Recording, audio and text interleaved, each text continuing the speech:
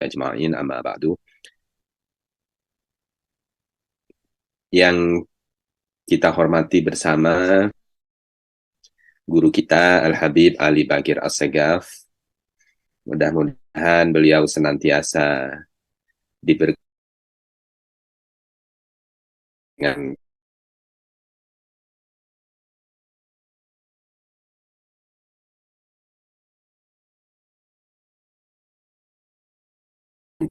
kepada kita dalam menuntut ilmu fardu ain ini. Yang juga sangat kami hormati, ada beberapa dan organisasi keislaman yang bekerja sama dalam melaksanakan kajian rutin bulanan Kitab Aqidatul Awam. Yang sudah hadir saat ini ada Ustadz Jerry Wijaya dari KMIB Bremen, ada juga Mas Untung Subagio dari PPM Amsterdam,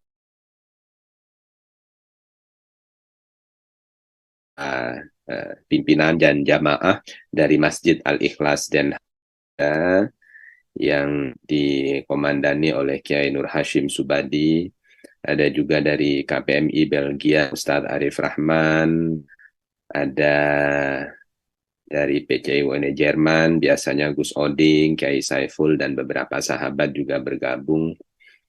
Sementara dari Muslim Braunschweig, Mas Sofyan Hamid sepertinya nanti akan via YouTube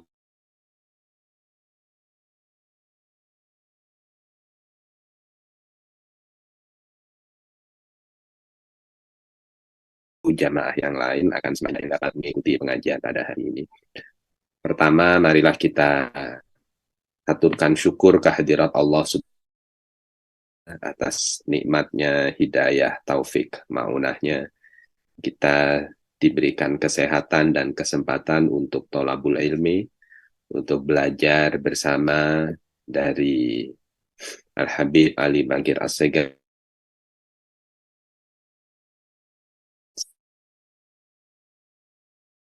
yang kita pelajari dapat menjadi ilmu yang manfaat, yang maslahah, yang barokah nantinya. Salawat dan salam aturkan kepada junjungan kita Nabi besar Muhammad Sallallahu Alaihi Wasallam.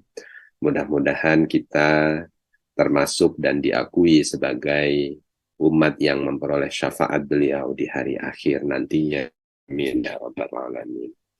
Untuk memulai pengajian pada siang hari ini, marilah kita bersama-sama membaca Ummul Quran surat Al-Fatihah yang pahalanya kita haturkan kepada Nabi kita Muhammad Sallallahu Alaihi Wasallam, kepada keluarga, sahabat, Khulafair Rasyidin, pengikut-pengikut beliau, para ulama, para aulia, guru-guru yang telah memberikan ilmu kepada kita, orang tua, sahabat, kerabat, dan seluruh handai taulan yang telah mendahului kita bersama.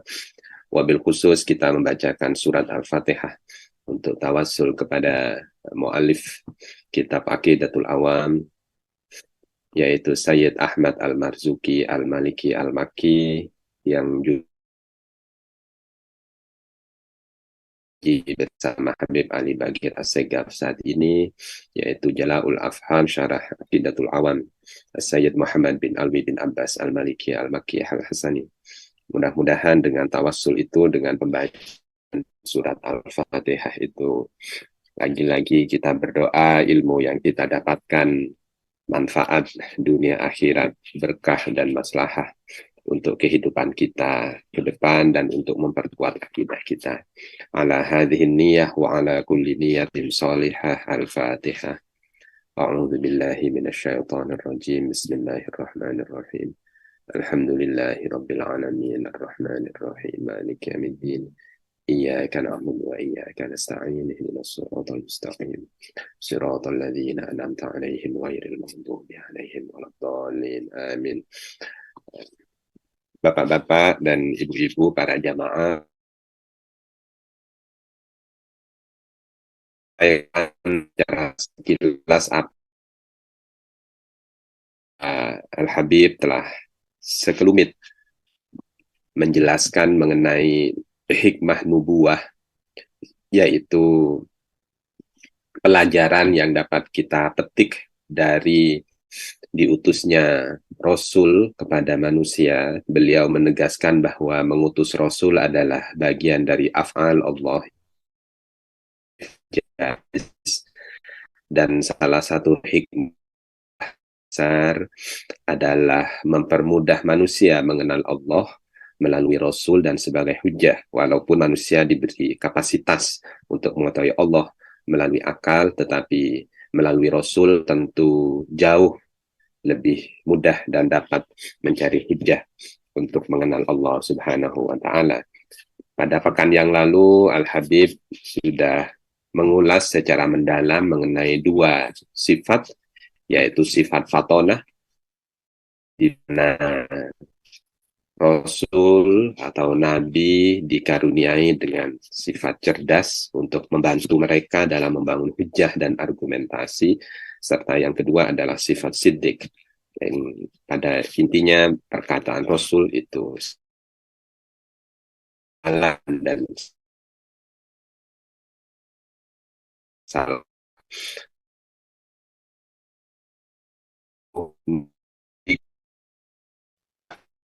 Kitab Aqidatul Awam, yaitu Arsala Anbiya Dawi Fatonah Bisidqi.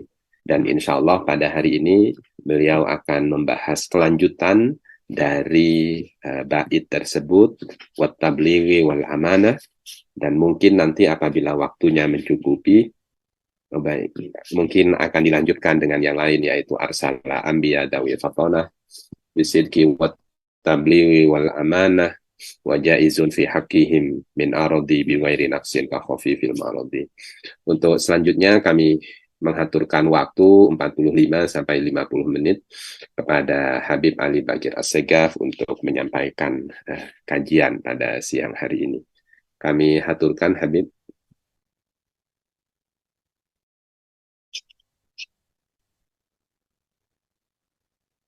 Oke. Bismillahirrahmanirrahim. Assalamualaikum warahmatullahi ta'ala wabarakatuh. Alhamdulillahirabbil alamin, wassalatu wassalam ala sayyidil mursalin wa ala alihi wa sahbihi wa man tabi'ahum bi ihsanin ila yaumiddin. Nawaitu ta'alluma wa ta'lim wa naf'a wal intifa' wal ifadah wal istifadah wal hata ala tamassuki bi kitabillahi ta'ala wa sunnati rasulihi wa du'a ilal huda wa dalalata alal khairi wa qidha'a mardatihi wa qurbihi wa tawabihi subhanahu wa ta'ala. Allahumma faqihna fid din wa alimna ta'wil. Rabbi shrah li sadri wa yassir li amri wahlul 'uqdatam min lisani yafqahu qawli waj'al li waziran ahli. Bismillahirrahmanirrahim.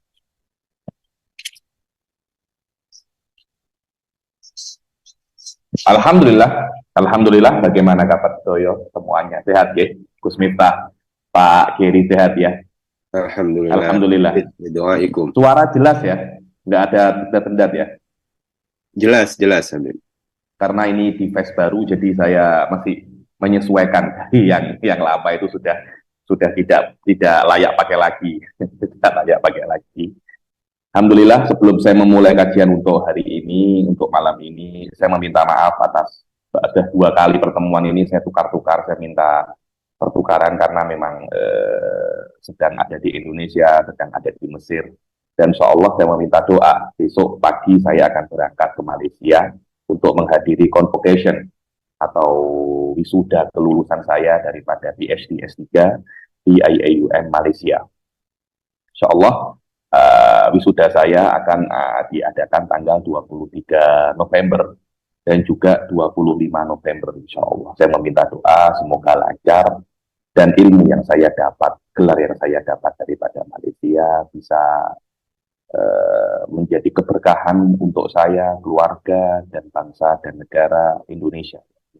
Begitu pula di Malaysia dan di negara-negara sekitar Indonesia seperti Malaysia, Singapura, Brunei, Thailand, dan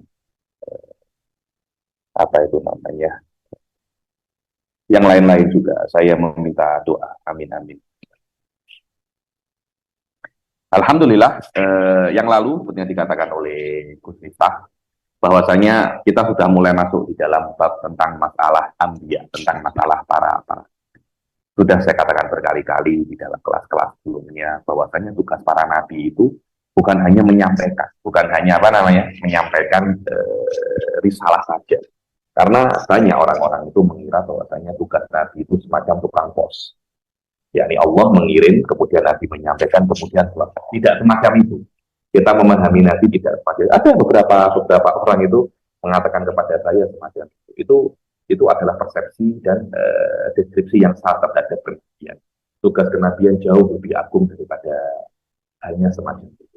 Tugas para nabi selain menyampaikan risalah juga mendidik umat memahamkan apa yang disampaikan.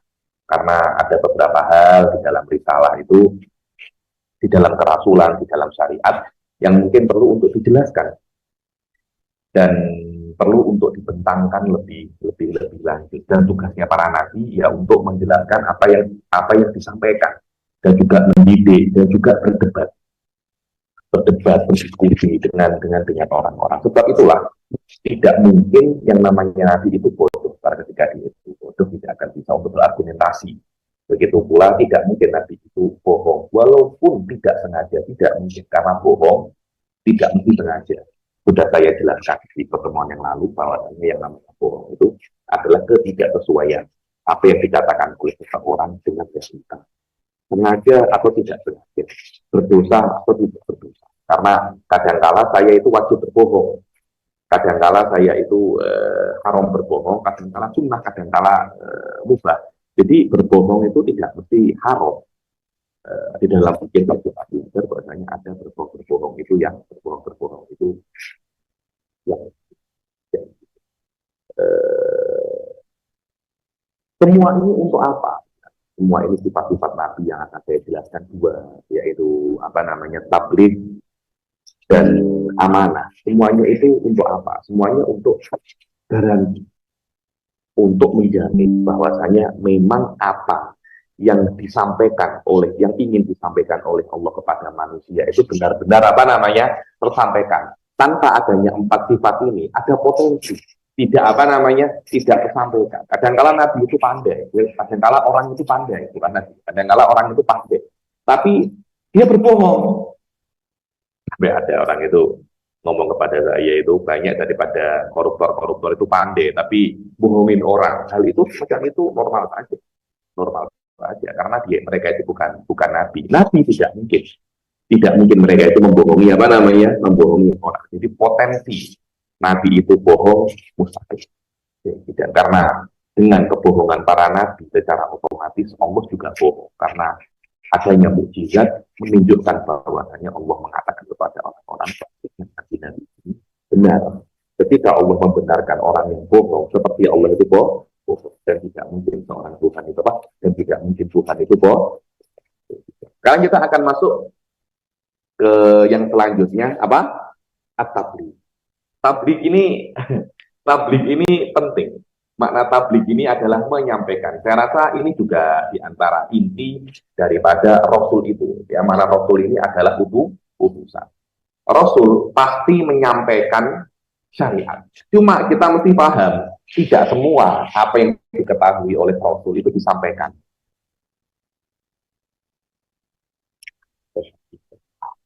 Tidak semua apa yang diketahui oleh Rasul itu disampaikan.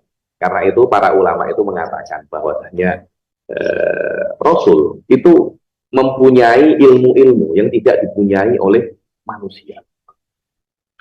Daripada rahasia-rahasia ilahiyah, daripada hal-hal yang memang tidak bisa diketahui oleh Rasul. Mungkin orang-orang itu mengetahui namanya hakikat. Ada beberapa hakikat itu yang tidak diketahui oleh Rasul. Dan Allah Subhanahu wa Ta'ala mengatakan kepada Rasul, ini aku beri kamu khususiyah. Kamu mengetahui perkara-perkara yang memang tidak diketahui oleh orang pada umumnya. Ini jangan kamu sampaikan. Nah, hal-hal semacam ini memang tidak disampaikan. Kalau sampai Rasulullah menyampaikan itu, Rasulullah salah. Kenapa? Karena orang secara pada umumnya tidak bisa untuk handle informasi ini. Karena ini informasi, kalau di militer itu top secret, Apa rahasia yang sangat apa namanya, yang sangat tinggi. Ini hanya orang-orang tertentu yang boleh apa namanya mengetahui. Karena Rasulullah itu pernah ke Sidratul Muntaha, pernah ke surga, pernah ke neraka, pernah jumpa malaikat, pernah jumpa jin, dan banyak sekali yang manusia itu tidak pernah untuk menjumpainya, hanya mendengar tentang namanya, pernah lihat ada kubur. Hal-hal semacam itu tidak akan diberitahu secara detail oleh Rasulullah. Hanya mengetahui, hanya memberitahu kita hal-hal yang bertema global saja. Karena kalau memang ini diberitahu oleh kepada manusia, manusia tidak akan bisa handle. Kita itu akan apa namanya mati, tidak seronok lagi untuk menikah, tidak seronok lagi untuk makan. Kita hanya memikirkan perkara-perkara yang sangat dahsyat. Itu manusia tidak bisa untuk apa namanya untuk handle sesuatu yang sangat dahsyat itu. Sampai saya itu selalu guyon, itu selalu guyon itu.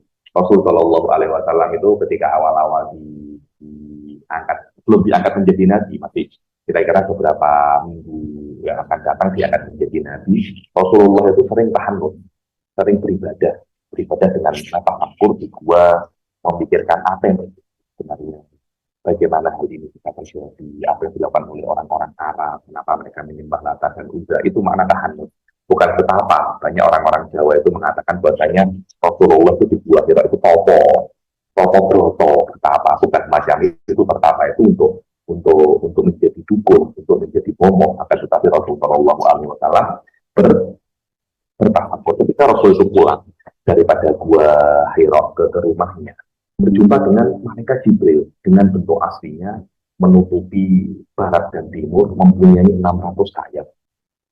Sangat besar sekali. Rasulullah bingung, ini makhluk apa? Kok besar apa namanya? Kok besar sekali? Kok besar sekali kalau ini? Rasulullah melengok dan kaget. Pulang itu kedinginan.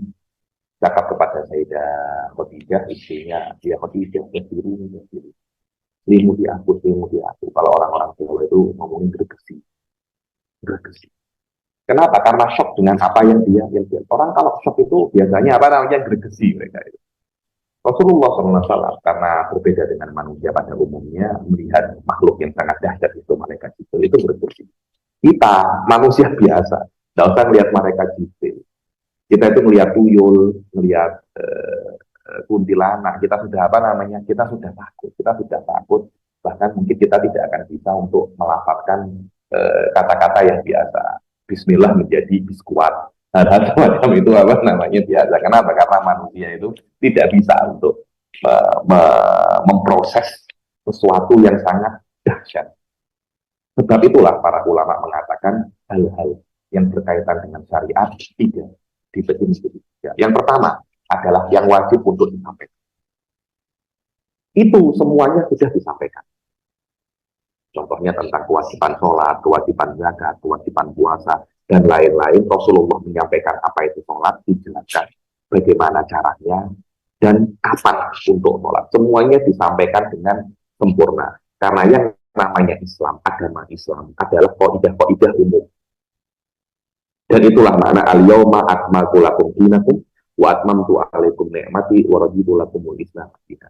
Maknanya ikmalul Islam, menyempurnakan Islam adalah menyempurnakan usulul Islam, syariat-syariat subro, kaidah-kaidah umum dalam beribadah. Semua sudah disampaikan, Nabi tidak ada yang tertinggal. Ini yang berbahaya kalau Nabi tidak menyampaikan. Dikatakan kalau Nabi tidak menyampaikan usul-usul Islam ini, basic-basic Islam ini, dasar-dasar Islam ini, dikatakan Nabi itu kitman, menyembunyikan. Dan ini mustahil Nabi menyembunyikan sesuatu yang diwajibkan oleh Allah untuk disampaikan. Mustahil.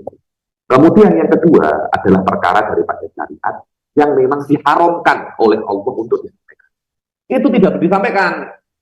Kenapa? Kalau sampai Rasulullah menyampaikan ini berbahaya. Manusia tidak akan bisa apa namanya memproses.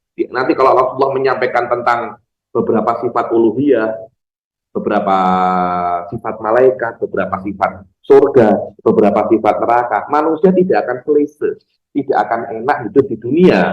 Akhirnya hidup mereka di dunia itu bingung, tidak mau menikah, tidak mau makan, tidak mau kerja, semuanya hanya berusaha untuk akhirat saja. Nanti kalau semacam itu ya tugas untuk memakmurkan dunia itu tidak ada. Kemudian ada beberapa perkara. Ada beberapa perkara itu memang oleh Allah diberi pilihan. Ya Rasulullah, kamu boleh sampaikan ini, kamu boleh untuk tidak menyampaikan. Hal-hal semacam ini tidak ada masalah. Rasulullah boleh menyampaikannya, Rasulullah boleh untuk tidak menyampaikan. Kalau seumpamanya Rasulullah tidak menyampaikannya, tidak melukai daripada sifat kenabian, tidak melukai daripada sifat kerasulan. Disampaikan oke, tidak disampaikan juga oke. Jadi secara umum syariat ada tiga, yang wajib disampaikan, yang tidak boleh disampaikan, yang boleh disampaikan, dan boleh untuk tidak disampaikan. Salah kalau orang-orang itu mengatakan apa yang diketahui oleh Rasul juga kita ketahui, atau wajib disampaikan. Tidak semacam itu. Rasulullah Shallallahu Alaihi Wasallam bersabda, lau ta'lamu nama alam, labakaitum katsiran wa labakaitum qalila. Kalau kamu mengetahui apa yang aku ketahui, niscaya lazim atau efek daripada hal itu, maka kamu akan sedikit tertawa dan banyak menangis. Tapi hakikatnya manusia itu banyak ketawanya daripada menangisnya. Maknanya mereka tidak mengetahui apa yang Rasulullah ketahui. Inilah sedikit yang namanya apa namanya tabligh. Dan lawan daripada tabligh itu adalah kitman, menyembunyikan. Mustahil Rasulullah Shallallahu Alaihi Wasallam itu menyembunyikan apa yang diperintahkan oleh Allah untuk disampaikan. Karena kalau sampai Rasulullah itu menyembunyikan, nanti tidak akan ada hujah bagi manusia. Sekali saja Rasulullah menyembunyikan yang wajib disampaikan, berbahaya. Maknanya ada potensi Rasulullah pernah melakukannya yang lain tapi tidak ketahuan. Karena setiap ini kaidah adatan, dan Sayyidina Umar itu pernah mengatakan kalau ada orang tertangkap mencuri sekali, ketahuilah dia sudah mencuri banyak kali belum. Ini baru apa namanya tertangkap. Jarang Allah itu akan membongkar aib seseorang kalau dia pertama kali melakukannya. Ketika aib itu dibongkar, maknanya dia sudah pernah melakukan hal ini berkali. Kalau Rasulullah pernah dibuktikan kitman, maknanya sebelumnya sudah pernah kitman tapi tidak pernah terbongkar. Ini yang menjadikan bahaya. Sebab itulah Rasulullah itu mustahil untuk kitman. Kalau sampai umpamanya Rasulullah itu kitman atau menyembunyikan sekali apa yang wajib disampaikan, tidak akan ada yang namanya qiyamul hujjah. Ini tidak akan ada. Mana qiyamul hujjah, manusia tidak akan bisa untuk, manusia akan tetap bisa untuk berdalil di depan Allah. Kenapa kamu tidak sholat? Oh, nabimu tidak pernah menjelaskan. Jangan-jangan yang kamu nabi yang kamu utus itu menyembunyikan cara hakiki untuk sholat, cara hakiki untuk sholat. Dan ini yang saya kemarin itu menjelaskan, mengajar kitab akidah juga namanya Turul Farid. Ketika kita membahas tentang masalah falasifah orang-orang filosof, itu mengatakan bahwasanya hakikat yang dijelaskan oleh para nabi itu tidak sesuai realita. Akan tetapi yang mereka jelaskan itu hanya untuk maslahat manusia, tidak sesuai dengan apa yang diperintahkan oleh Allah. Ini kata-kata ini membuat mereka kafir. Karena mereka sudah menuduh para nabi itu berbohong, mendustakan para nabi itu kafir. Tidak boleh. Karena kalau Anda mendustakan para nabi, secara otomatis itu Anda juga menuduh Allah salah pilih nabi. Karena masa Allah tidak tahu kalau nabi ini akan orang yang dia pilih menjadi nabi ini bisa untuk berbohong. Jadi tidak. Kemudian apa sih dalil daripada Al-Quran bahwasanya nabi itu mempunyai sifat mempunyai sifat tabligh? Banyak dalilnya itu pada Al-Quran, diantaranya disebutkan oleh oleh Syekh Muhammad bin Alawi Al-Maliki, rusulan mubashirina wa mundirina li alla yakuna linasi 'alallahi hujjatun ba'da rasul. Lihatlah bahwasanya kami itu mengutus rusulan, beberapa rusul, mubashirin membawa berita gembira dan juga membawa ancaman. Makanya kalau Anda berbuat ini masuk surga, kalau Anda meninggalkannya Anda masuk neraka. Agar setelah Rasul itu datang, manusia tidak mempunyai dalil lagi. Kalau manusia setelah Rasul datang tidak sholat, yo salah dewi. Bukan salahnya Allah, Allah ketika Allah mengatakan, kenapa kamu tidak sholat? Aku tidak tahu. Loh, bukankah aku sudah mengutus Rasul? Kalau aku sudah mengutus Rasul, kamu tidak tahu, ya itu salahmu. Itu namanya apa? Hujjah. Hujjah itu manusia akan terpojokkan. Akan terpojokkan dengan datangnya Rasul. Ini saya itu sering, saya itu kadang-kadang di dalam majelis-majelis saya khususnya mengatakan ini. Cuma hal ini sedikit berbahaya. Sedikit berbahaya.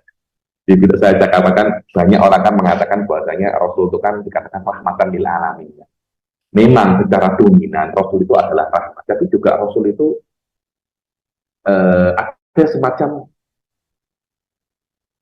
apa ya, kepada manusia itu juga menguji manusia juga.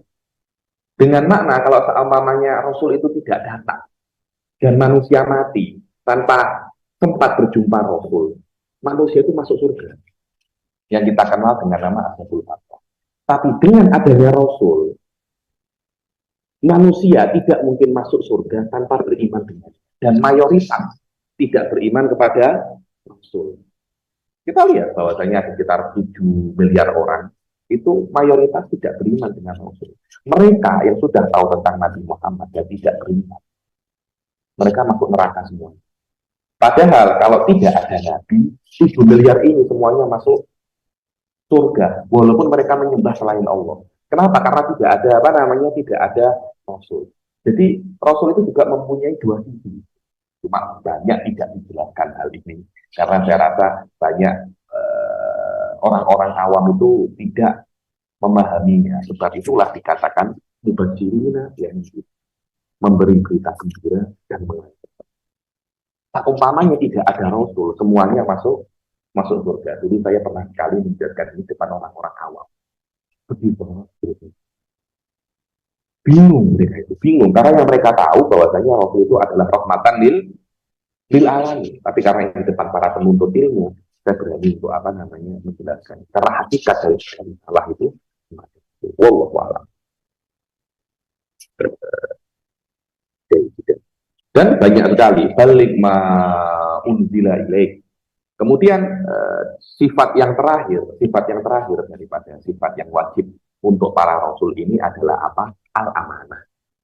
Al-amanah ini maknanya Rasul Shallallahu Alaihi Wasallam tidak mungkin berbuat Rasul Shallallahu Alaihi Wasallam tidak mungkin berbuat perkara yang haram atau berbuat perkara yang makruh, tidak mungkin. Loh, kenapa kok seperti itu? Karena Rasulullah itu diutus. Rasulullah itu diutus untuk dijadikan contoh. Sebab itulah definisi daripada amanah itu adalah hifdu jawarihim al-dhahirah wal batinah minal wuqu'i fi muharramin makruh. Bahwasanya Nabi mempunyai sifat amanah dengan makna jawarihnya, anggota badannya yang dhahir seperti tangan, mata, telinga, mulut, dan batin seperti hati akan dijaga daripada maksiat. Bahkan perkara yang makruh, maknanya tidak mungkin tangannya Nabi itu bermaksiat, tidak mungkin matanya Nabi itu bermaksiat, tidak mungkin mulutnya Nabi itu bermaksiat, tidak mungkin hatinya Nabi itu bermaksiat. Itu yang namanya amanah. Jangankan bermaksiat, makruh pun tidak mungkin. Loh, kenapa? Iya, karena Nabi itu diutus untuk dijadikan teladan. Maknanya sauri teladan adalah apa yang dilakukan oleh Nabi itu semuanya masuk dalam kategori sunnah. Ikuti. Nabi buat semacam ini, ikuti. Nabi sholat, ikuti. Nabi sodakoh, ikuti. Loh, bayangkan kalau Nabi itu berbuat maksiat. Karena itu kan dulu kan ada. Dan ini tidak mungkin ya, Nabi itu berbuat maksiat sebelum Nabi diangkat menjadi Nabi dan setelah Nabi diangkat menjadi Nabi. Kenapa? Karena bayangkan kalau Nabi berbuat maksiat. Contohnya Nabi riba. Nabi riba itu dilarang maksiat. Tapi Nabi melakukannya. Karena Nabi melakukannya menjadi sunnah. Kan ada semacam kontradiksi. Bagaimana hibah itu yang haram tapi dilakukan menjadi nabi? Dilakukan maknanya diperintahkan oleh Allah. Dilarang tidak boleh dilakukan. Maknanya dalam hibah itu diperintahkan dan tidak itu. Ada kontradiksi, mustahil itu. Karena itu Nabi tidak mungkin bermaksiat. Beberapa tahun yang lalu itu ada ramu di Indonesia, umpamanya Nabi itu nyolong jam. Loh, hal ini kenapa kok dikritik? Karena tidak pantas. Orang mengatakan semacam itu. Kenapa? Karena Nabi tidak mungkin nyolong jam dalam keadaan sebelum diutus menjadi nabi atau setelah diutus menjadi nabi. Karena kalau seumpamanya Nabi pernah nyolong jam, niscaya nyolong itu menjadi apa namanya sunnah. Karena apa yang dilakukan oleh Nabi menjadi sunnah dan nyolong menjadi apa namanya sunnah, kan menjadi aneh kan. Nanti yang lainnya, kalau nyolong jambu aja sunnah, ya korupsi lebih apa namanya, lebih sunnah lagi, lebih gede yang saya colong, lebih gede yang saya curi, lebih besar pahalanya. Jangankan perkara yang haram, yang makruh loh, masih tidak masalah. Kenapa? Karena makruh juga dilarang oleh Allah. Cuma larangannya tidak kuat. Haram dilarang oleh Allah, larangannya kuat. Apa makna larangan kuat? Jika dilakukan mendapat dosa, ditinggalkan mendapat pahala. Itu namanya larangan kuat. Larangan tidak kuat, dilakukan tidak mendapat dosa, ditinggalkan mendapat pahala. Jadi dalam makruh dan pahala, dalam makruh dan haram, jika ditinggalkan mendapat apa namanya pahala. Sama-sama, karena itu dilarang untuk dilakukan. Karena jika meninggalkannya mendapat pahala. Bagaimana kok Rasul melakukannya? Nanti akan ada salah satu orang itu mungkin bertanya kepada saya, loh Habib, Rasul pernah kok berbuat makruh. Apa itu? Rasulullah pernah kencing berdiri. Pernah kencing apa namanya? Berdiri. Ada beberapa hadis mengatakan Rasulullah pernah sekali kencing berdiri. Laki-laki ataupun perempuan hendaknya kalau kencing diusahakan duduk, jangan sampai kencing berdiri. Tapi Rasulullah pernah kencing berdiri kok. Iya, Rasulullah kencing berdiri. Untuk menjelaskan bahwasanya kencing berdiri itu boleh, bukan haram. Walaupun itu makruh, tapi tidak sampai derajat haram. Jadi Rasulullah kencing berdiri pada saat itu sekali hukumnya wajib. Kenapa? Karena Rasulullah kencing berdiri untuk menjelaskan kepada umatnya bahwasanya ini boleh. Bayangkan kalau Rasulullah tidak pernah kencing berdiri. Pasti ulama-ulama mengatakan kencing berdiri itu haram. Rasulullah pernah sekali nggak sholat taraweh untuk menjelaskan bahwasanya sholat taraweh itu tidak wajib. Kok Rasulullah sholat taraweh terus, jamaah taraweh terus, ya taraweh menjadi wajib. Wong sunnah aja banyak yang tidak sholat. Begitu pula Rasulullah wudhunya biasanya diulangi 3 kali, dibilang tahlil. Rasulullah pernah sekali wudhu sekali-sekali, 2 kali 2 kali, 3 kali 3 kali. Padahal wudhu sekali-sekali itu makruh. Tapi Rasulullah melakukannya untuk menjelaskan kepada umatnya, wahai umatku, walaupun hal ini tidak baik, tapi hal ini tidak haram. Jadi melakukan hal itu bagi Rasulullah hukumnya bukan makruh, wajib. Kita setelah mengetahuinya itu bukan perkara yang wajib, bukan perkara yang haram, bagi kita itu hukumnya apa? Makruh. Bagi kita itu hukumnya makruh. Jadi tidak. Apa saya catat di sini? Ini yang namanya apa? Nah, amanah ini maknanya Rasul Shallallahu Alaihi Wasallam nanti akan dijelaskan juga apa namanya bait yang akan datang. Amanah ini juga kadangkala diungkapkan dengan nama maksud. Maknanya apa yang maknanya Rasulullah tidak mungkin akan melakukan maksiat sama sekali. Maksud. Bahkan dulu itu saya tuh sering cerita sebelum Rasulullah itu menjadi nabi, Rasulullah itu tidak pernah melakukan sesuatu yang tidak pantas. Dulu itu Rasulullah itu sempat diundang kenduri, diundang mantenan, diundang untuk hadir pernikahan orang-orang Arab itu pernikahannya itu kan nyanyi-nyanyi, terus apa itu namanya gambus, ada gambutan, ada musik gambus, kemudian menari-nari japin, nari-narinya orang Arab. Pada saat itu Rasulullah itu masih remaja. Terus orang-orang itu, wahai Muhammad, kamu kok lama, kamu kok tidak pernah datang pernikahan kita orang ini.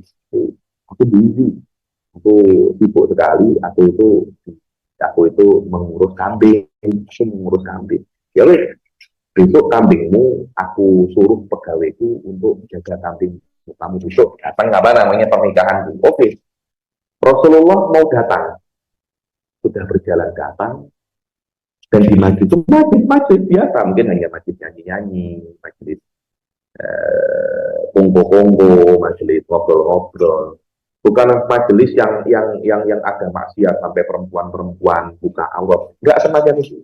Akan tetapi majelis ini hampir tidak ada faedah. Itu sebelum Rasulullah diangkat menjadi nabi. Rasulullah hadir, sudah berjalan. Di tengah-tengah jalan, oleh Allah diberi rasa ngantuk yang sangat besar sekali. Rasulullah tertidur di tengah padang pasir, di tengah mana ya padang pasir karena tidak bisa melawan. Kenapa? Karena Allah mengetahui ini walaupun tidak haram, tapi tidak pantas itu. Kamu tidak pantas untuk hadir perkara-perkara yang tidak ada faedah. Karena nanti kalau kamu hadir, umatmu akan menjadikan ini dalil. Nanti apa namanya warung kopi itu dikatakan sunnah semua. Tempat-tempat kopi, Starbucks itu Starbucks tadi dikatakan Starbucks sunnah. Kenapa? Karena Rasulullah juga pernah kongko-kongko, tidak pernah Rasulullah kongko-kongko, tidak berfaedah, tidak pernah haram, tidak, tapi layak bagi Nabi tidak. Karena itu perbuatannya Rasulullah SAW di dalam syariat dairun hanya berputar antara sunnah dan wajib. Rasulullah hampir tidak pernah melakukan mubah kecuali perkara-perkara yang berkaitan dengan manusiawi, makan, minum, tidak pernah melakukan makruh dan tidak pernah melakukan hal. Inilah yang namanya apa? Dan inilah juga yang namanya hikmah. Rasulullah tidak pernah berbuat maksiat sebelum Rasulullah menjadi nabi, dan setelah Rasulullah menjadi nabi detailnya di bed yang akan datang Allah. Kemudian hal semacam ini kadang-kadang terjadi kepada selain Rasulullah, yaitu umatnya setelah Rasulullah, atau lebih kita kenal dengan nama para wali.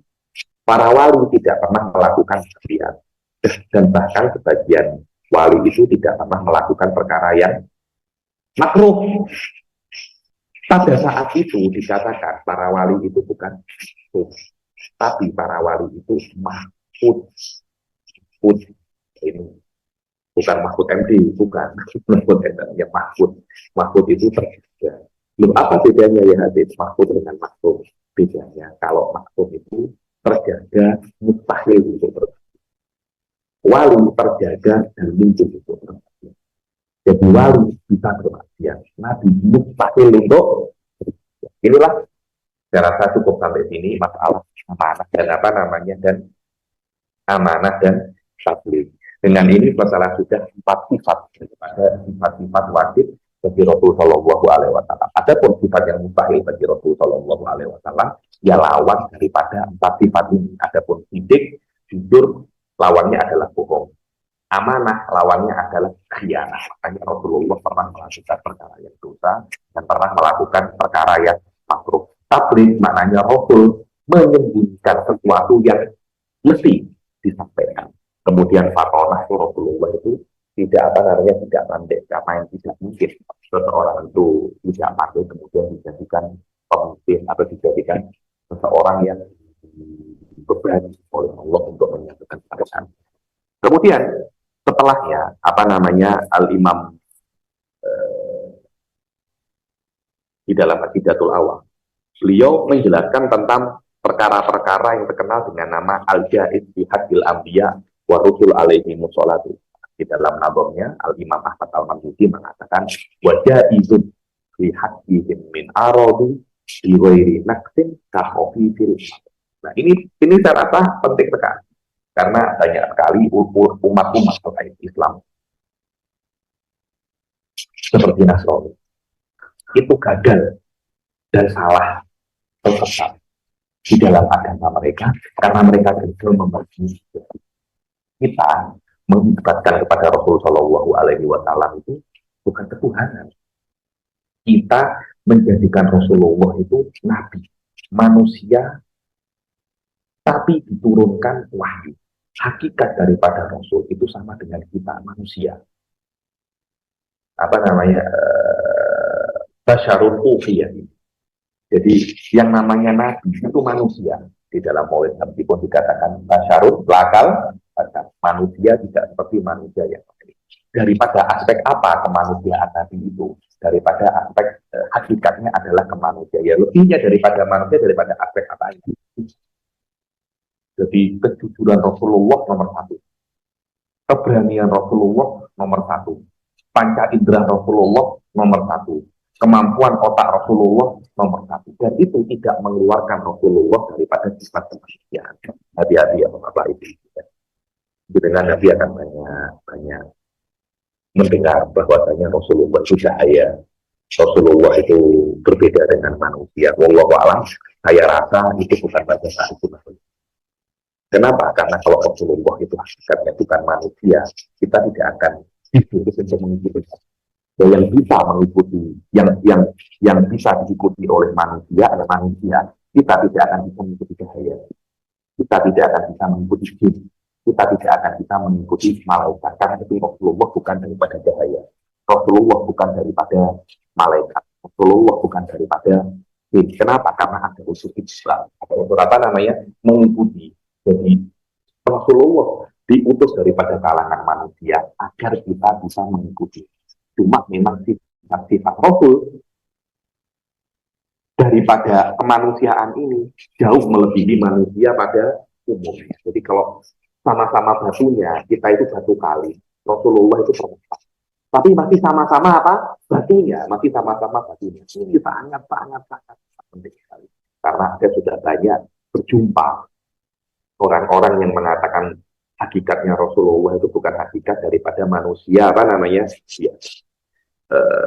Kemudian orang-orang Nasrani itu juga bersifat karena memberikan kepada Nabi Isa itu bukan sifat manusia, tapi sifat ketuhanan. Kita mengibaratkan kepada Rasulullah itu risalah, bukan uluhiyah. Kita memberikan kepada Rasulullah, ibarat kepada Rasulullah bahwasanya beliau adalah sifat Allah, bukan Tuhan. Dan banyak apa namanya kadangkala orang itu lupa dulu ketika Rasulullah itu meninggal. Sayyidina Umar itu tidak bisa terima. Kemudian ngamuk-ngamuknya marah gitu loh. Sambil membawa pedangnya. Man kana yaqul anna Muhammadan mat qata'tu unuqah. Sing yang ngomong Rasulullah itu meninggal, aku penggal kepala. Pada saat itu para sahabat nggak ada yang berani apa namanya? Nggak ada yang berani ngomong. Saya paham karena Sayyidina Umar ini shock. Kok Rasulullah orang yang paling saya cintai kok meninggal, masih belum bisa untuk menerimanya. Sampai datang Sayyidina Abu Bakar. Mana Sayyidina Umar? Mana Umar bin Khattab? Masih baca. Langsung Sayyidina Abu Bakar membacakan ayat wa ma Muhammadun illa rasulun qad khalat min qablihi. Muhammad itu hanya rasul. Sebelumnya sudah banyak rasul-rasul yang lain selain Nabi Muhammad. Apa imata au qutilan qalatum ala aqwabikum. Apakah kalau beliau itu meninggal atau terbunuh, kalian akan kembali kepada agama sebelum datangnya Nabi Muhammad? Ketika Sayyidina Umar bin Khattab mendengar ayat itu, wallah, kok seperti baru kali ini mendengar ayat itu. Saya paham, karena pada saat itu Sayyidina Umar itu sedang apa namanya, shock. Kok Nabi Muhammad kok meninggal? Hal ini untuk membuktikan bahwasanya Nabi Muhammad itu bukan Tuhan. Dan banyak sekali ya, terutama kelompok-kelompok yang mengatasnamakan Thariqah itu memberikan kepada Nabi Muhammad sifat-sifat yang hampir sama seperti apa namanya? Yang hampir sama seperti Allah Subhanahu wa Ta'ala. Selama Rasulullah SAW itu manusia, maka hal-hal yang berkaitan dengan manusia ada pada Rasul tidak ada masalah untuk membuktikan bahwasanya ini adalah manusia. Jangan sampai ketika Rasulullah tidak ada awarid atau hal-hal yang biasanya ada pada manusia, nanti dikira Rasulullah itu bukan manusia. Cuma hal-hal yang biasa ada pada manusia juga ada pada Rasulullah, dengan catatan tidak membuat tugasnya sebagai Rasul itu terputus. Tidak membuat tugasnya sebagai Rasul itu terganggu. Contohnya loh ya, contohnya Rasulullah itu makan. Makanya Rasulullah tidak membuat tugasnya sebagai Rasul itu terganggu. Biasa, ya namanya manusia pasti makan. Kayak itu ada orang itu cuma itu jumpa, ada orang foto profil Facebooknya itu seperti Yesus, yang ini tuh ngaku Tuhan guyonan, ngaku Tuhan opo, bagaimana kok dia ngaku Tuhan, uang makan sego tiwul lagi 2 piring kok, bagaimana ngaku apa namanya tuh Tuhan itu tidak makan, Rasulullah minum, maknanya Rasulullah bukan tuh Tuhan. Makan, minum, menikah, sakit, semuanya itu menunjukkan Rasulullah itu manusia. Tapi mesti hal-hal yang menunjukkan Rasulullah manusia tidak boleh sampai mengganggu tugasnya sebagai kenabian. Apapun yang Anda dengar daripada atau Anda baca daripada penyakit-penyakit yang ada kepada beberapa nabi. Contohnya kepada Nabi Ayub. Ada yang mengatakan bahwasanya Nabi Syuaib itu buta. Itu salah, tidak mungkin. Kenapa? Karena kalau sampai ada Nabi itu buta, kebutaan itu akan mengganggunya untuk menyampaikan risalah. Kalau Nabi tidak bisa sempurna menyampaikan risalah, nanti penjelasan itu tidak akan sempurna. Dan manusia bisa mempunyai hujah di depan Allah untuk mengatakan kamu tidak becus wahai Allah memilih nabi kok buta. Ini syarahnya ini sangat penting sekali. Ini saya baca syarahnya kemudian saya terjemahkan. Wal jaiz fi haqqil anbiya wa rusul alaihi wassalatu wassalam wuqu'ul a'rab al basyariyah allati la tu'addi ila naqsin fi maratibihimul aliyah. Yang boleh di dalam hak, yang boleh pada para nabi itu adalah terjadinya hal-hal yang biasa terjadi pada manusia biasa, dengan catatan tidak mengurangi derajat keagungan derajat mereka. Maka wajib bagi setiap mukallaf itu untuk meyakini bahwasanya mereka itu ya ta'arudun, mereka itu menyentuh ada pada mereka yang ada pada selain mereka daripada manusia, daripada makan, minum, jual beli. Loh, beberapa orang-orang Quraisy itu mengkritik Nabi daripada aspek Nabi kok ning pasar. Malihadar rasuli yaquluna ta'ama wa yamshuna fil aswaq. Dalam ayatnya itu ada kok Rasul makan dan pergi ke pasar. Loh, biasa menunjukkan ini adalah manusia. Sebab itulah saya itu bingung kalau ada orang-orang agamawan sekarang daripada kalangan ahli bait atau tidak mau masuk akal. Kenapa? Nanti derajat saya nanti haibah saya turun loh. Nabi loh masuk pasar. Kok Anda tidak mau masuk pasar? Nabi yang jelas derajatnya jauh lebih tinggi daripada Anda masuk pasar untuk menunjukkan bahwasanya apapun derajat Anda kerja. Apapun derajat Anda, hal-hal semacam ini mesti Anda lakukan. Karena hal ini adalah bagian daripada kemanusiaan. Sekarang saya itu banyak ketemu orang-orang agamawan tidak mau masuk pasar, tidak mau belanja. Dia merasa hal ini mengurangi haibahnya. Saya rasa itu bukan apa yang dicontohkan oleh Rasulullah Shallallahu Alaihi Wasallam. Wadukulul aswak, masuk pasar, wazawaj, menikah, mati, hidup, merasakan kenikmatan dan kesakitan. Rasulullah merasakan nikmat, senang, merasakan kesakitan. Ketika di perang Uhud, bagaimana Rasulullah berdakwah, Rasulullah berdarah, ada yang terluka, wasehah wal maut, Rasulullah kadang-kadang sakit, kadang-kadang sehat. Semua ini adalah hal-hal berkaitan dengan kemanusiaan. Kecuali tidak mungkin Rasulullah penyakitnya itu membuat manusia itu lari daripadanya. Justru itu ketika corona itu ada orang tanya kepada saya, Habib, apakah Rasul boleh kena corona ya? Habib jalan tahu bahwa mustahil Rasul kena corona. Karena kalau Rasul kena corona, orang-orang akan takut tertular. Jangan mendengarkan ceramahnya Rasul itu. Kenapa? Untuk ketularan.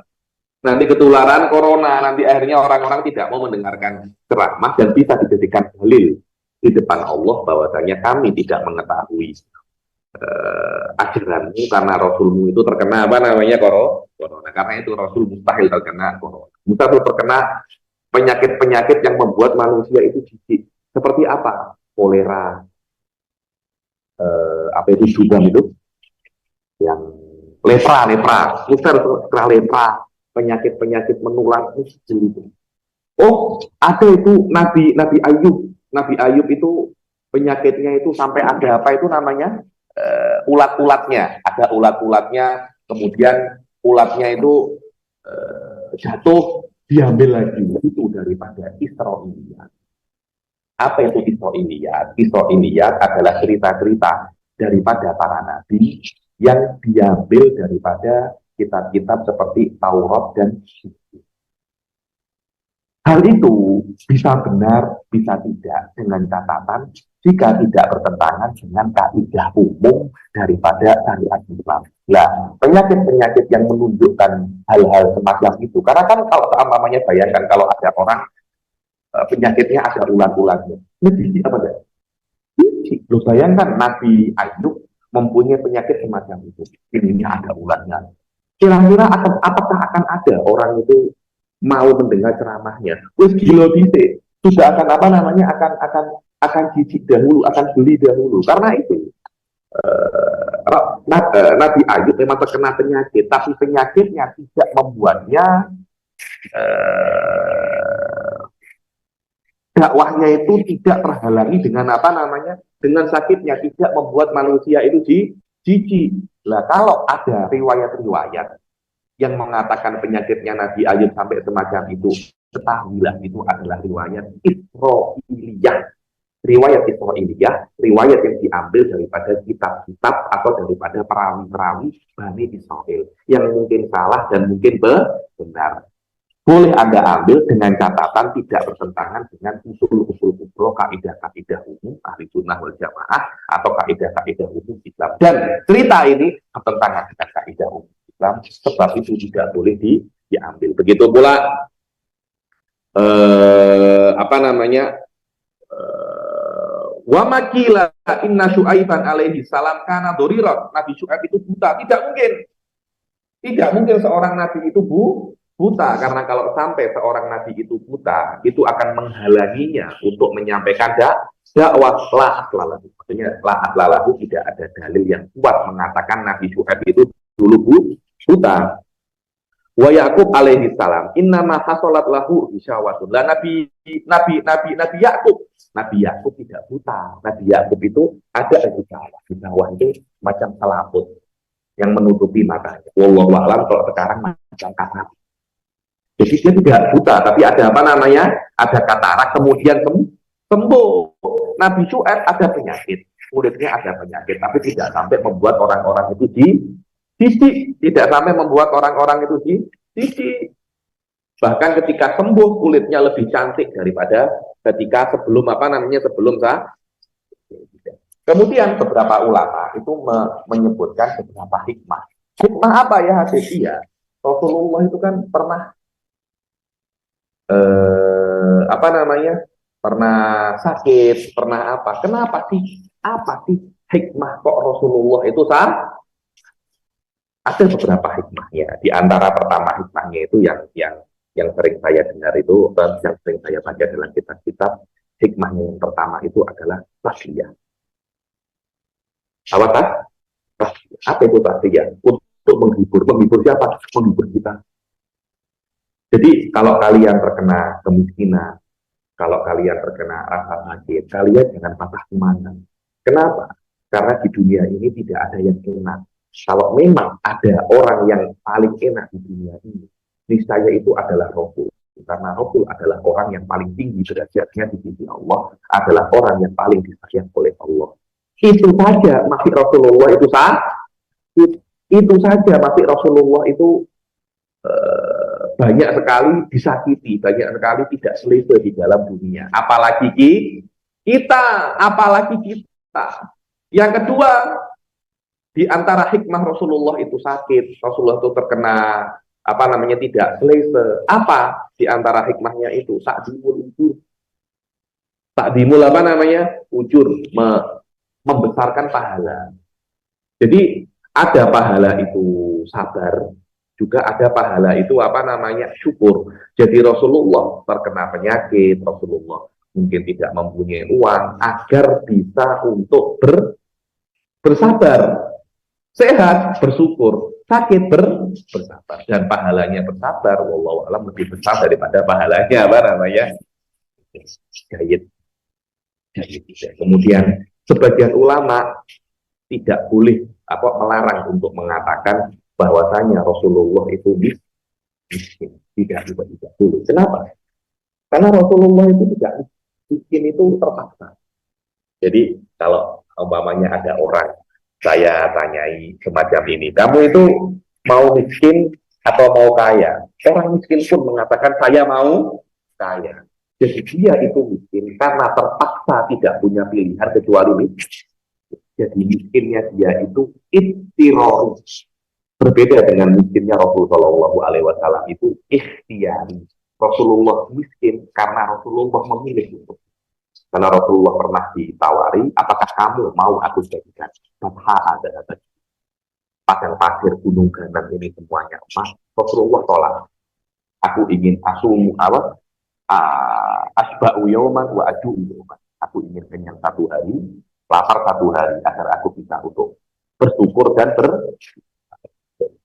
bagian orang semacam itu. Jadi miskin ikhtiari bukan karena dia itu tidak bisa kaya, dia bisa kaya, tapi memang dia ingin memilih menjadi miskin agar umat-umatnya itu bisa untuk menirunya. Bayangkan Rasulullah itu sangat kaya, repot kan urusannya. Tapi kaya itu menjadi sunnah, menjadi lifestyle yang dilegitimasi paling baik menurut syariat. Itu menurut saya tidak ada zuhud pada dunia, semuanya berlomba-lomba untuk menjadi kaya. Dan yang terakhir, Rasulullah tidak mungkin lupa. Tidak mungkin tidak mungkin lupa. Kenapa? Karena kalau Rasulullah itu pernah sekali saja lupa, ada potensi yang lain juga Rasulullah itu lupa. Tapi Rasulullah pernah dilupakan untuk membuat syariat. Contohnya ketika Rasulullah itu sholat zuhur 2 rakaat. Sahabat menanyai, ya Rasulullah, anasita ampusi Rasulullah, wahai Rasulullah, apakah kamu lupa atau sholat itu dikosor? Saya tidak lupa atau dikosor sholatnya, tidak. Kita ini bukan dalam keadaan musafir, katanya para sahabat. Tidak ya Rasulullah, kamu lupa. Rasulullah bingung, benar gak itu lupa? Akhirnya diturunkan, memang baru Rasulullah itu setelah itu ingat, pada saat itu diturunkan syariat sujud sahwi. Jadi Rasulullah dilupakan sekali oleh Allah untuk mengajarkan kepada manusia bagaimana caranya kalau Anda sholat kemudian Anda lupa bagaimana cara sujud. Itu namanya an-nisyan lit-tasri. Tapi hanya lupa saja seperti kita. Tapi itulah bagian ulama itu mengatakan ya sa'ili an Rasulillahi kaifasaha wa sahu an kulli qalbin ghafilin. Wahai orang bertanya kepadaku tentang Rasulullah, kok bisa Rasulullah itu lupa? Padahal lupa itu untuk hati-hati yang ghaflah, yang tidak ingat Allah Subhanahu wa taala. Dibilang qadra basiruhu an kulli shay'in. Hatinya hanya mengingat Allah, lupa kepada selain. Amma siwallahi fatahdimu billahi. Jadi lupanya Rasulullah karena terlalu taat kepada Allah Subhanahu wa taala. Sebagian ulama mengungkapkan ini dengan ungkapan bahwasanya Rasulullah la yansa walakinna yunasa, dilupakan liyusarrik untuk mentahdi, untuk mentahdi. Sebelum saya akhiri untuk pertanyaan, ketika saya tidak turut itu, ada orang tanya kepada saya, Habib, apakah Rasulullah itu boleh mimpi junub? Mimpi junub itu untuk taswilatus, sebagai taswilatus syaitan. Kadang-kala kita itu tidur kemudian mimpi berjima dengan artis. Nanti ada orang, saya berjima dengan artis barat, artis Indonesia. Hukumnya apa? Halal. Halal. Hanya mimpi, tapi itu adalah mintala ubi setan, daripada permainan setan saja. Kan tidak mungkin kan Rasulullah di dalam mimpinya dipermainkan setan. Karena itu Rasulullah kalau tidur keluar mani itu bukan karena mimpi, tapi karena memang tempatnya mani itu, tempatnya sperma itu sudah penuh, kemudian keluar. Oke, apakah mungkin mimpi, tapi tidak dengan permainan setan? Di sini mungkin akan ada sedikit diskusi. Dulu saya sempat diskusi dengan beberapa ulama Indonesia yang kayak Jubair bin Hadramut tentang masalah Rasulullah bermimpi kemudian berjumpa. Tapi bermimpi bukan jima loh ya, bukan jima dengan muhrimnya. Contohnya dia mimpi berjima dengan istrinya. Kalau berjima dengan istrinya di mimpi, bangun-bangun bingung, atau bermimpi tapi tidak berjima, bangun-bangun junub. Apakah hal semacam ini mungkin bagi Rasulullah? Di sini mungkin akan ada beberapa diskusi, akan ada beberapa tanya jawab dan dalil-dalil boleh mengatakan tidak boleh. Wallahu a'lam. Saya kira sudah lebih daripada 50 menit kita. Dengan ini setelah sudah tentang sifat-sifat Rasul yang wajib dan jaiz yang akan datang, kita akan masuk di dalam hal-hal yang berkaitan dengan Rasul, yaitu pasal apa namanya ismah, tentang apa maksum.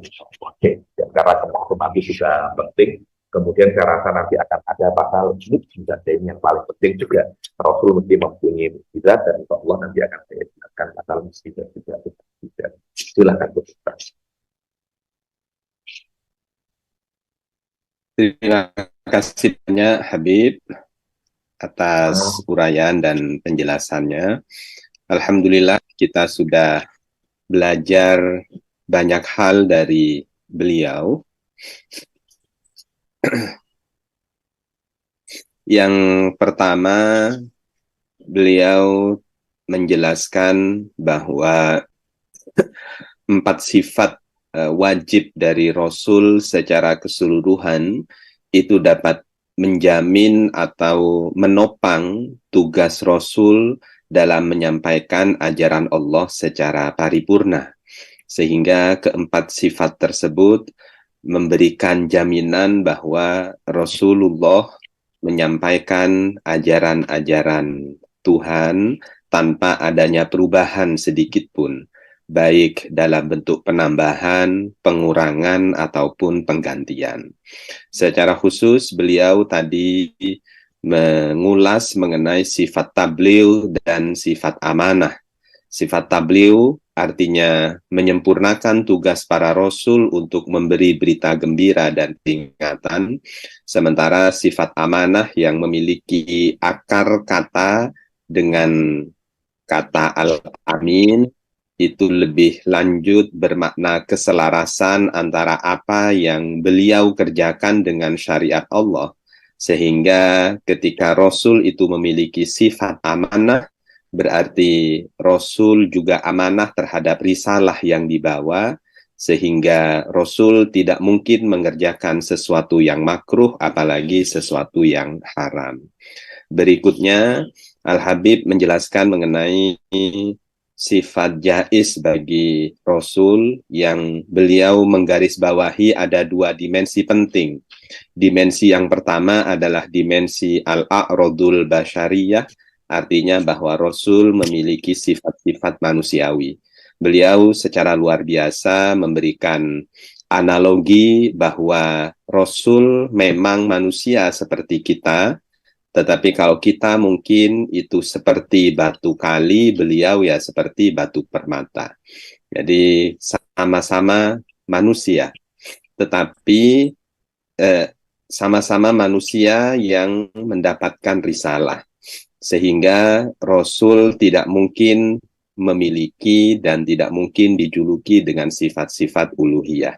Dimensi yang kedua adalah walaupun Rasul itu ar-radiyah, tetapi lasin fi maratibil alim, jadi memiliki sifat yang kekurangannya tidak sampai menurunkan derajat, apalagi tugas kerasulannya, sehingga tidak mungkin misalnya seperti cerita-cerita Israiliyat, Nabi disematkan dengan sifat buta atau penyakit yang justru membuat tugasnya dalam menyampaikan risalah ketuhanan menjadi terhambat.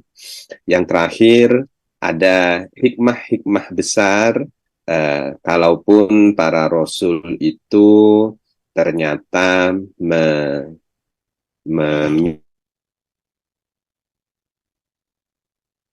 mata manusia itu kurang baik, seperti misalnya miskin atau misalnya punya penyakit. Nah, hikmah-hikmah itu antara lain ditafsir, yaitu membesarkan hati umat manusia, kemudian juga ta'zimul ujur, yaitu memperbesar pahala, mengajarkan kepada Rasul dan mengajarkan kepada umatnya untuk bisa memperbesar pahala lewat sabar dan lewat syukur. Kira-kira secara singkat begitu yang beliau sampaikan. Tadi kita masih memiliki waktu sekitar 10 menit. Siapa tahu ada pertanyaan yang ingin disampaikan. Oh, ini sudah ada yang bertanya, Habib. Saya mohon izin untuk membacakan. Monggo. Mohon izin bertanya, ini dari Ustadz Jerry Wijaya. Di kitab Akidah orang Turki, sifat wajib Nabi ada 5, yaitu 4 yang sudah dibahas, ditambah 1 yaitu ismah. Apakah untuk ismah ini atau maksum itu masuk dalam kategori amanah, seperti yang dijelaskan sebagai maksum? Kemudian pertanyaan yang kedua, ada hadis Nabi yang berbunyi bahwa ulama adalah pewaris para nabi. Sejauh mana kira-kira 4 sifat wajib Nabi ini dipahami keberadaannya pada diri ulama sebagai pewaris Nabi sebagaimana dimaksud dalam hadis tersebut? Terima kasih. Bagus sekali pertanyaannya. Yang pertama, nomor 1 adalah masalah ismah. Di dalam kitab-kitab memang ada ismah daripada sifat wajib daripada para nabi. Cuma wallahu a'lam, yang saya tahu amanah ini, ismah itu sama dengan amanah. Sama dengan apa namanya? Terus kalau namanya amanah itu sama seperti ismah, kenapa kok pembahasan pasal ismah itu diasingkan daripada pembahasan amanah? Dan harusnya kan kalau sudah amanah ada wajibun bihadihim fatona sidqi wa tablighi, al amanah sidqi wa tablighi wal amanah. Kenapa kok amanah itu ada?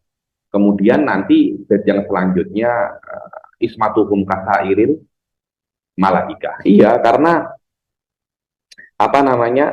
pembahasan ismah itu atau kemaksuman itu di antara 4 sifat ini, wallahu alam, yang paling penting adalah amanah itu. Yang paling penting adalah amanah. Karena kepentingan amanah yang lebih daripada sifat-sifat yang lain, karena itu diasingkan untuk dibahas menjadi lebih lanjut, dibahas untuk menjadi lebih lanjut. Tapi hakikatnya kemaksuman dan amanah itu sama saja. Atau mungkin jawabannya juga al-amanah itu adalah sebuah kemampuan di dalam para nabi, atau kemampuan di dalam seseorang yang membuat dia itu tidak berbuat dosa atau tidak berbuat pahala. Lah, kemampuan itu tidak berbuat dosa atau hanya berbuat pahala. Lah, kemampuan itu ketika sudah sampai ujungnya namanya adalah ismah. Jadi ismah adalah amanah nomor 1. Di dalam para ulama juga ada amanah. Kalau dia itu tidak berkhianat, tapi tingkat amanahnya itu tidak sampai derajat para nabi. Para aulia itu juga ada unsur amanah, dengan mana mereka tidak berbuat maksiat, mereka juga banyak daripada mereka tidak berbuat makruh. Akan tetapi tingkatnya tidak sampai tingkat para nabi, karena tingkatnya para nabi itu amanah mereka menjadikan mereka mustahil untuk berbuat dosa. Jadi tingkat amanah nomor 1. Tingkat amanah nomor 2 itu namanya maksud. Yang nomor 1 namanya ismah, yang nomor 2 namanya hafid. Ini diantara jawaban yang mungkin bisa untuk menjawab apa yang dikatakan oleh kitab-kitab ulama Turki. Pasal kenapa kok para nabi itu mempunyai 5 sifat dalam kitab-kitab mereka. Karena yang pertama adalah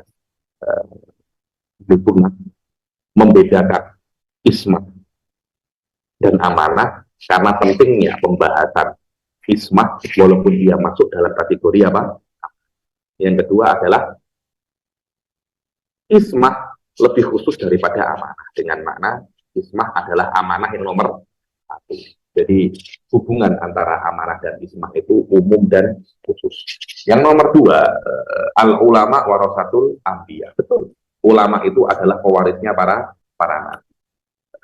Seorang ulama mesti mempunyai sifat-sifat semacam nabi yang layak untuk. Contohnya mereka itu juga mesti mempunyai fatwa. Jelas namanya ulama itu mesti pintar, tidak mungkin ulama itu bodoh. Karena itu saya itu melihat teman-teman saya yang belajar agama, ujian itu gagal. Memang Anda tidak berbakat menjadi apa namanya ulama. Loh, bagaimana kalau ada ulama ujiannya itu tidak lulus? Anda tengok ya, ini banyak orang ini salah. Ulama-ulama yang diakui secara luas dan dijadikan referensi, mereka memulai belajar mereka sejak kecil. Tidak ada daripada mereka itu mulai belajar umur 30 tahun, mulai belajar umur 40 tahun, tidak ada. Rata-rata mereka mulai belajar sejak apa namanya? Sejak kecil. Kecuali yang memang benar-benar jenius. Ada beberapa ulama itu memang kejeniusannya itu di tingkat yang berbeda pada umumnya. Saya pernah baca itu adalah Al-Imam Taqiyuddin As-Subki. Kepalanya itu sering panas, tidak pernah puasa sunnah, hanya puasa wajib saja. Karena kepalanya selalu bekerja lebih keras daripada kepala-kepala orang lain. Katanya sampai suatu saat kepalanya itu pernah panas, kemudian ditetesi ditetesi air es agar agak dingin kepala. Begitu pula yang namanya ulama itu yang mesti amin. Mesti amin. Cuma amanah atau bermaksiat, wallahu a'lam, yang saya pahami, bukan syarat untuk menjadi ulama, tapi adalah syarat untuk wajib diikuti. Jadi Anda akan melihat beberapa ulama, beberapa orang-orang pandai dalam agama itu nakal. Mungkin suka main perempuan, minum arak. Mereka akan tetap dikatakan ulama, tapi tidak wajib diikuti.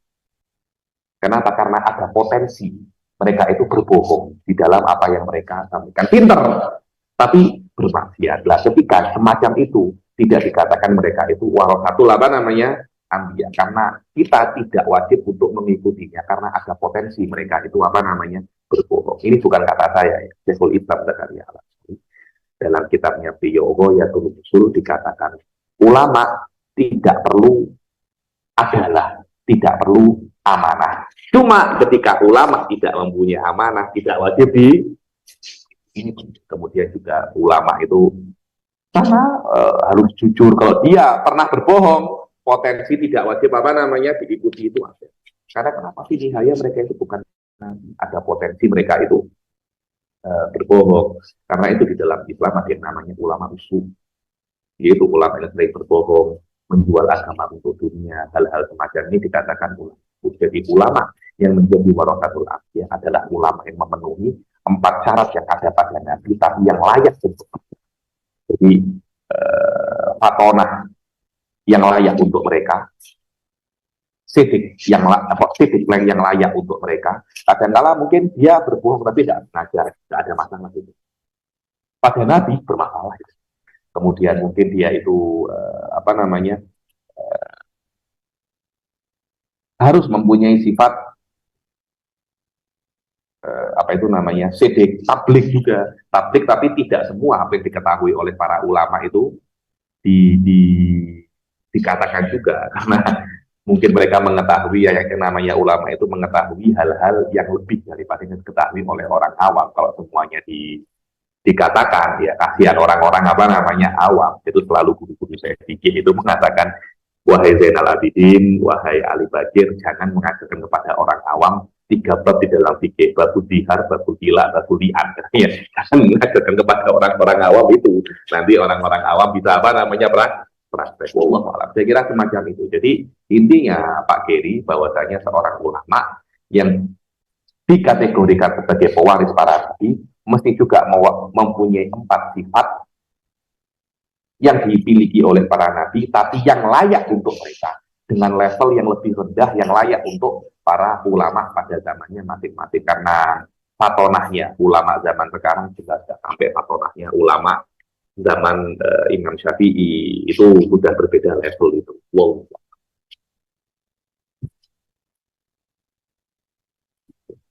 Baik, terima kasih banyak Habib. Ini ada satu pertanyaan terakhir sebelum kita akhiri. Silakan. Ada pertanyaan yang disampaikan, apakah kira-kira sifat ummi Rasulullah tidak bertentangan dengan sifat fatonah beliau? Pertanyaan bagus sekali. Allah Rasulullah kan tidak bisa baca dan tulis, atau kata apa namanya, ummi. Apakah ummi tidak bertentangan dengan fatonah, tidak bertentangan dengan kecerdasan?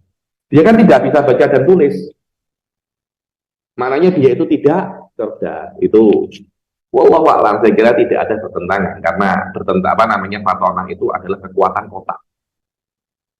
Otaknya akan tetap kuat walaupun dia tidak bisa baca dan tulis. Dan keumian Rasulullah khususiyah bagi Rasulullah, menunjukkan kesempurnaan Rasulullah.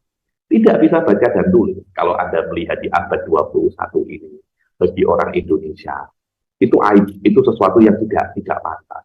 Abad 21 kok panggil Raiso Moco, Raiso apa namanya? Raiso nulis. Coba kalau di Tulungagung ada yang tidak bisa baca dan tulis, akan menjadi buli-bulian orang itu. Kok tidak bisa baca dan tulis? Maknanya tidak bisa baca dan tulis untuk orang selain Rasul itu menunjukkan kebodohan. Anda kok tidak bisa baca dan tulis, maknanya tidak sekolah, maknanya Anda itu bodoh. Bagi Rasulullah tidak semacam itu. Tidak bisa baca dan tulis adalah kesempurnaan bagi Rasul. Kok iso? Iya bisa. Karena kalau seumpamanya Rasulullah bisa baca dan tulis, nanti akan ada tuduhan bahwasanya Al-Quran adalah tulisan Rasul. Sengaja Allah tidak menjadikan Rasulullah itu bisa baca dan tulis, agar tidak ada yang mengklaim bahwasanya ini adalah buatan. Ini Al-Quran adalah murni buatan Allah Subhanahu wa Ta'ala. Jadi kalau ada orang menuduh Rasul, Al-Quran itu oleh Rasul, mustahil Rasul itu menulis apa? Kenapa? Dia tidak bisa baca dan tulis. Saya pernah dengar satu ustadz mengatakan, keumian Rasul itu kelemahan Rasul. Oh salah itu. Keumian Rasul keistimewaan untuk Rasul. Keumian Rasul sengaja oleh Allah Rasulullah dibuat ummi agar tidak ada yang bisa menuduh Al-Quran buatan. Bayangkan kalau Rasulullah bisa baca dan tulis, berapa banyak orientalis, berapa banyak liberalis yang langsung akan apa namanya menyerang Rasul daripada aspek ini. Kan ada kemungkinan Al-Quran ditulis oleh Rasul karena Rasulullah bisa baca dan tulis. Celah ini ditutup oleh Allah, dibuat Rasulullah tidak bisa baca dan tulis agar tidak ada yang mengkritik poin ini. Wallahu a'lam. Terima kasih banyak Habib, kami mohon barokah doanya. Bismillahirrahmanirrahim. Alhamdulillahirabbil alamin. Hamdan katsiran, hamdan hamidin, hamdan yuafi ni'amahu wa yukafi'u mazidah. Ya Rabbana lakal hamdu kama yanbaghi li jalali wajhika wa azimi sultanik. Ya Rabbana la nuqita an alaika ta'ala ya ta'ala nasib ala taqdir tatarhu. Wa lakal hamdu idza radita wa lakal hamdu ba'da ridha. Allahumma shalli wa sallim ala sayyidina Muhammadin fil awwalin. Allahumma shalli wa sallim ala sayyidina Muhammadin fil akhirin. Allahumma shalli wa sallim ala sayyidina Muhammadin fil akhirin. Wa shalli wa sallim ala sayyidina Muhammadin hatta tarifa arda wa man alaiha wa taqawwalihi. Allahumma inna nastaghfiruka wa adiyana wa anfusana wa ahlana wa amwalana wa kulla shay'in hasanana. Allahumma ja'alna wa iyyakum min ahli tawhid min kulli syai'in wa safarin wa tabi'in wa hasadin wa min innaka Allahumma ja'alna bil afiyati wa salamah. Bisa menjibatin ada mungkin bagi Allah wa walidina wa auladina wa liman habbana fi wa liman ahsana ilaina wa lil mu'minina wal mu'minatil muslimin. Wa sallallahu ala abika wa rasulina Muhammadin subhanahu wa salamun alhamdulillahi rabbil alamin wa ala alihi wa ala kulli sholihan wa ala ma nawasana sholihun Allah kayaknya binasinya semua wa alaihi wasallam al-fatihah.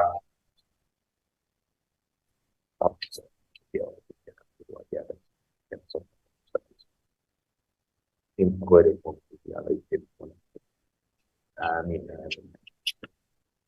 Waladhdallin, amin. Sekali lagi kami menyampaikan terima kasih yang sebesar-besarnya atas bimbingan, sharing ilmu, kemudian juga tambahan pengetahuan yang disampaikan oleh Al-Habib Ali Bagir Assegaf kepada kita semua. Mudah-mudahan beliau dapat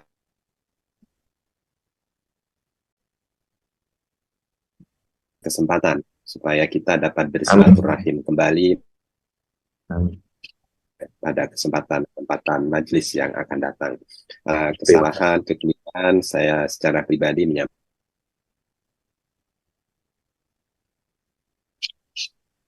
membaca asyhadu an la ilaha illa anta astaghfiruka wa atubu ilaik. Insyaallah kita ketemu dalam kesempatan yang akan datang. Sekali lagi terima kasih Habib Ali.